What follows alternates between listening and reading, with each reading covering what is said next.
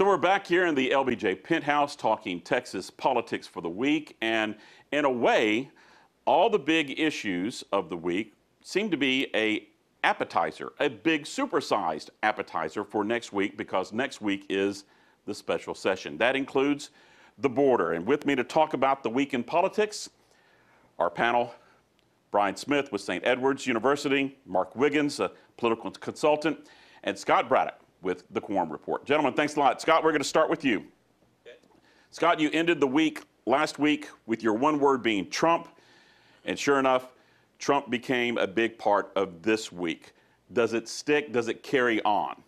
Of course, I'm ready for the big event next week, aren't you? Of course, I'm talking about CPAC, the Conservative Political Action Conference that starts next weekend in Dallas. The day after the legislative session, the special one, starts on Thursday. Look, why is this being timed out this way? Same thing as last week. It's all about Trump. It's Governor Abbott appealing to Trump supporters because he has a Republican primary on his hands. He's worried about, potentially getting another challenger for his office, and he's already warding off attacks from his current challenger, Don Huffines. And so Abbott's folks are going to be there talking about how the governor's called a special session to, pass things like a ban on critical race theory and go after transgender kids and youth sports and deal with elections laws and all that sort of stuff. The kinds of things that are going to make Trump's fans scream. Mark, you're shaking your head. Yes. So what's going to be in the hidden agenda of this special session? Well, it could be all sorts of things, but we have some educated guesses that we can make. They're going to have to pass a budget. And they're going to have to pass the election bill that the governor has already said that's what he's calling the special session for. I think both of those are going to happen fairly quickly.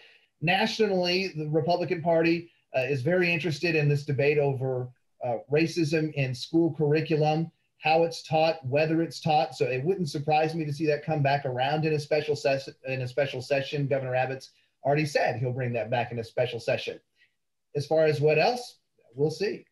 Brian, the Supreme Court this week ruled in favor of Arizona's voting laws. Does that ruling help the Republicans in pushing the voting changes that they want here in Texas?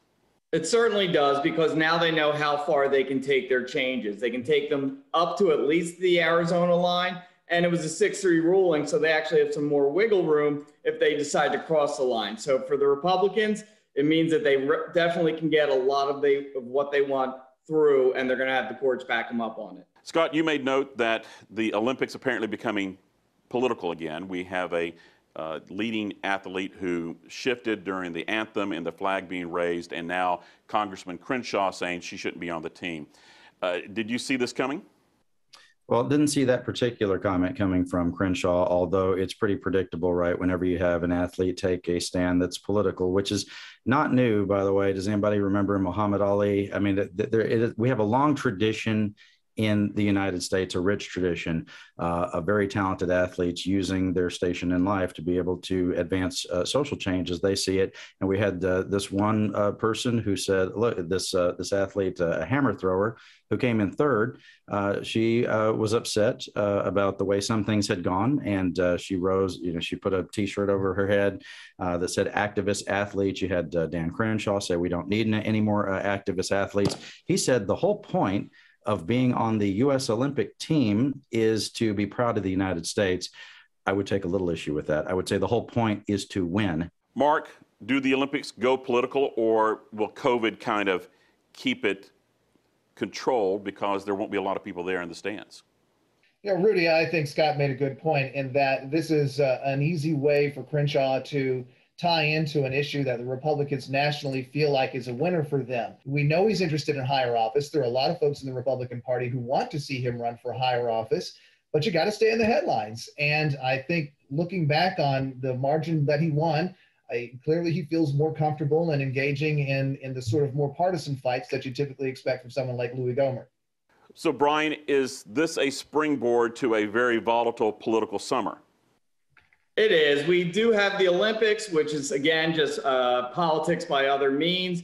We've never stopped really being political since Donald Trump got elected. The special session here in Texas, everything going on. So expect politics to be an entire part of the summer. And as people are getting back to normal, we're going to see a lot more of it and a lot more visible politics. So sum up this Week in Texas politics with one word. Scott. Trump. Mark. Special. Brian. 245. Happy birthday, America. All right, thanks a lot. And that wraps up another week in Texas politics.